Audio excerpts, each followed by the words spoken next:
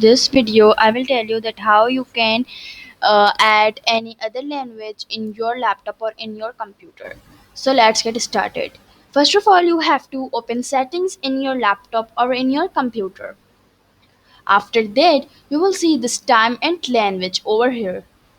Click on it. After clicking on it, you will see language button over here. Just click on it. After clicking here, you will see this plus point.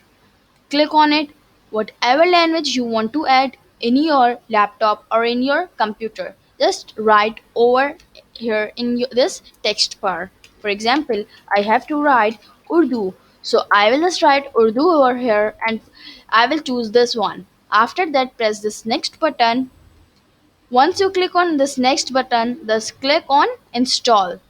After installing, you will see this ENG means English over here.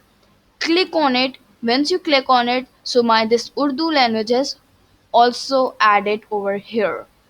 You can do whatever you have to do. After this, you can do this. I hope you like my this video. Don't forget to like, share and subscribe to my channel. Thanks for watching the video.